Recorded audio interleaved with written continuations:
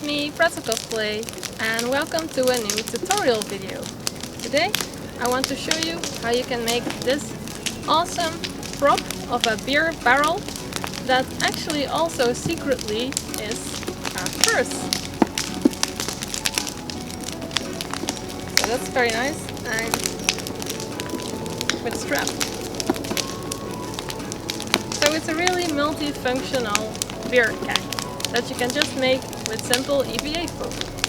And of course you can download the pattern for this in my webshop. I will link it in the description below. And don't forget to like and subscribe so you don't miss my other videos. And then without further ado, let's get into the video. I transfer my pattern pieces onto 1 cm thick low density EVA foam. And I make sure to add the registration marks. EVA foam, and low density EVA foam in particular, is quite soft, so it's easy to cut with just a simple craft knife.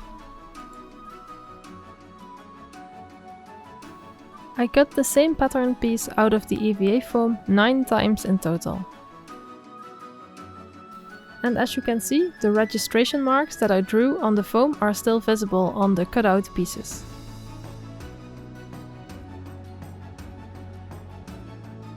For gluing the foam pieces together, I'm using contact glue. In my opinion, this is the best glue for foam.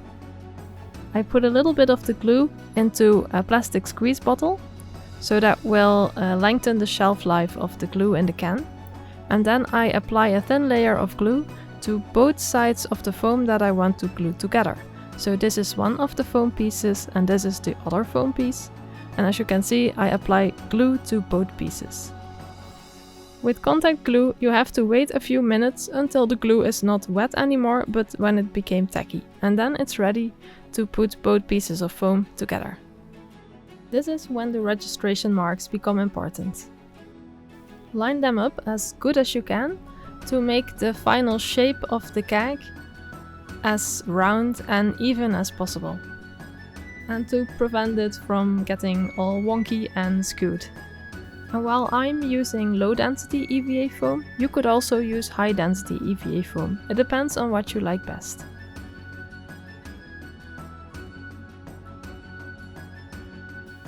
I continue to add more pieces of foam together to form the shape of the keg.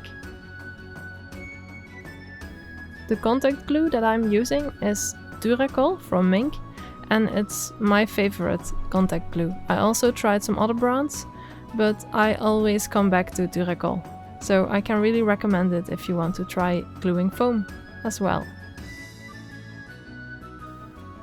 And then 9 of the same pattern piece are glued together and we have the shape of the keg. If you want the keg without a lid, then you need to make 12 of these pieces and just glue it fully shut. But now we're going to make the part where the lid is going to open and close. For this, I cut out a small strip of 5 mm thick high density EVA foam and I glue it onto the sides of the keg. Then I cut out 3 of the same pattern pieces out of 5 mm thick high density EVA foam, and these will form the lid. I glued the pieces for the lid together and then added some purse magnets to them. And this is how the lid should work. Magnets are amazing. And I also cut some pieces of foam for the top and the bottom of the keg. And those are just round pieces out of 1 cm thick EVA foam. And I add some contact glue and then press the circle of foam onto the keg until it's firmly attached. Of course, I did that for the top and the bottom of the keg, so it's fully closed. At this point I noticed that I wanted the lid to be smaller, so I drew some lines of the actual size of the lid that I wanted. Yep, I failed, but it happens. So I just took the lid off and then cut the pieces away to make it the perfect size. If you get the pattern from my shop, then it's already changed to the smaller lid, so don't worry. And then I just glued the part that I cut off the lid back onto the keg, so the shape was better. And now the size of the lid and the overall shape of the keg is just more to my liking. So I had to take those magnets again and add them on the new place, right in the middle. I added the magnets to the keg and to the lid, and now I can open and close it. These magnets are normally meant for purses, and you can get them at fabric stores. I really recommend them. To make the keg look like it's actually built out of strips of wood, I now glued some extra layers of foam onto the keg.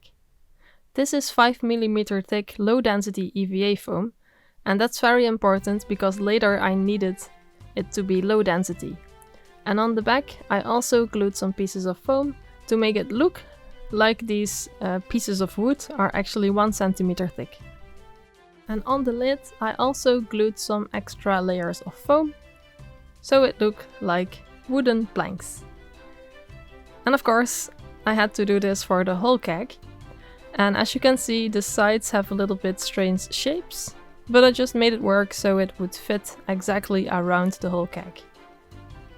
Later I wouldn't see this anymore anyway, because it would be covered with another layer of foam.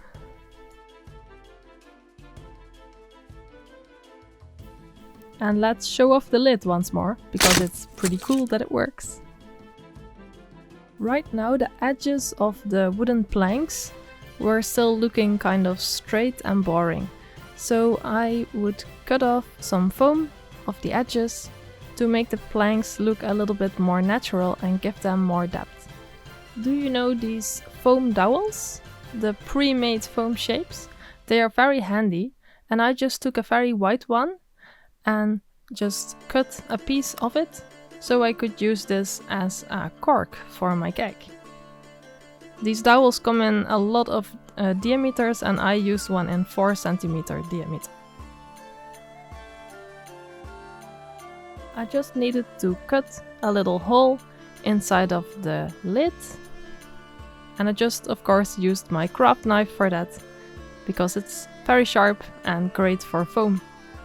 And then the cork fitted right into that. Now I needed to make a pattern for the fake metal bands that will cover the whole keg. This was my pattern on some paper, and then I put the paper onto 5mm thick high density EVA foam and cut it out around the edges. I needed this shape twice. And I made it a little bit longer just in case, because you never know when you're going to glue it around, and then sometimes it's too small. So now I just had to cut off a little bit of foam again, and then it would fit perfectly. To create a wood grain texture into the foam, I used my wood burning tool. This tool gets really hot, and you can also use an old soldering iron for this. It doesn't matter, as long as it burns into the foam. Especially with low density EVA foam, this method works really great, because the foam melts away quite quickly. When using this technique, always wear a respiratory mask. A dust mask is not enough, because if you can smell the fumes, then you're not wearing the right mask, because you don't want to inhale those fumes. It's not healthy. And now you see why I used low density EVA foam on all the outer layers of this keg. Because I especially wanted to create the texture by burning into the foam, and that just works the best with low density EVA foam. And also on the cork, of course, I used the burning tool, and I just burned little holes in it, so it got a little bit texture of a cork.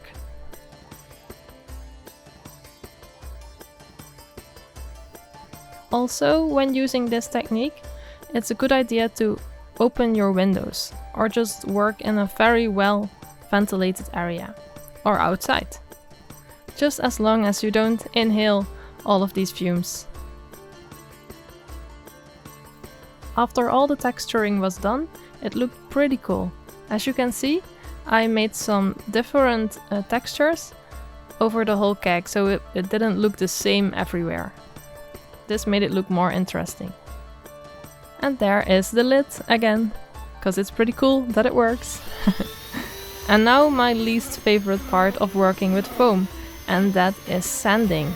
I'm using a rotary tool, because that just works very good on foam. You can sand away foam super easy with this tool, but it's very messy because foam dust will fly everywhere. So you always need a vacuum cleaner to clean away all the foam dust. And also wear a dust mask when sanding foam, because you just don't want to get the foam dust into your lungs. Yeah, you just don't want it. Oh, and I almost forgot, but also wear safety glasses, because you also don't want the foam dust into your eyes. And wear your hair, if it's long, in a braid, because you don't want your hair stuck in the rotary tool and then, yeah, pulling out all your hairs. It's not fun. When all the texturing was done, I took my heat gun and heated up the foam so I could heat seal it, and then closing the pores so it would be better for painting. And also heated up foam can be still softened a bit. It's a little bit difficult to explain, but if you heat up the foam, it gets a little bit soft and you can just rub it a bit to make the edges a bit more softer. I hope you understand what I mean. I'm doing it right here on the video. Now it's time to add the fake metal bands around the keg. I just think it's funny, metal bands. I like to listen to metal bands a lot, but now we're crafting metal bands. Yep. Of course, again, I used contact glue to glue these metal bands onto my beer keg. The making of the tankard can be seen in another video. Just a hint. And there's also a crafting pattern for that in my shop. Just saying. The next step was to glue some decorative fake rivets onto the metal bands on the keg. For these rivets I used foam clay and I just sculpted little tiny circles, and when the foam clay was cured, I glued them onto the keg. And now on to priming and painting. For priming I use a material that's a primer and paint at the same time. It's called Hex Flex in black, and it stays flexible after it's cured, so it's pretty awesome for foam. It's super shiny right now, but when it's dry it will be matte. And it's a great base for acrylic paint, for example, because the colors I actually painted with acrylic paint. This is just simple acrylic paint in a brown color, and I kept adding lighter colors on top to make more structure into the paint job. And for extra highlights I took a very small tiny brush and took some lighter brown acrylic paint and just painted on the lines that I made with the wood burning tool earlier. This way the wood texture really stands out. This step is very time consuming, and you also need a steady hand for this, but I think it's really worth it, because in the end it just looks more realistic and you really see the texture that you spent all so much time on burning into the foam. It already looked quite nice at this step, but we were still missing some silver color. So I'm using another flexible paint, especially developed for foam, Hex Flex, and this time in a metallic silver color. The Hex Flex metallic paints are really shiny. They have some glitter powder in it, which makes them look like real shiny metal. And it's very easy to just paint with some brushes. And then it was finished. To add the attachments for the straps to make it actually function as bag, I used some metal wire, and I just put it through the foam, and then with some pliers I bent the wire, and then I could use a little clip to attach the shoulder strap to. And to make the shoulder strap I used some fake leather, and also some real rivets. And then I just sewed the strap and attached the lobster clasp with a rivet. Now the bag was functional. I think it looks really cool.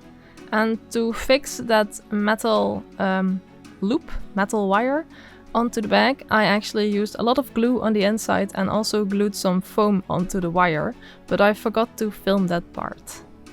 But here you can take a look inside the bag.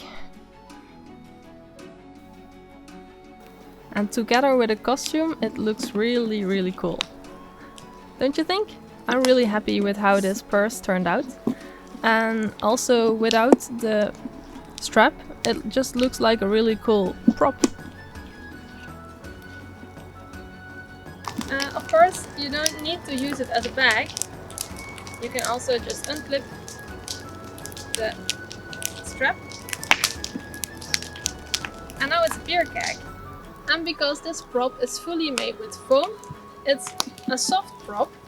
So that means that most LARP groups will allow it as a throwing weapon.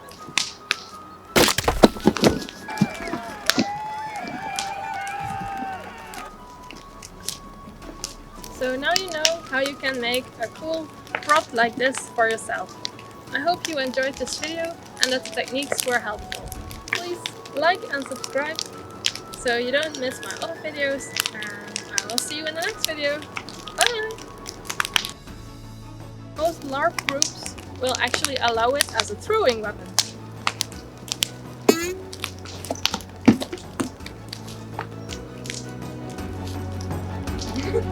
Will allow it as a throwing weapon.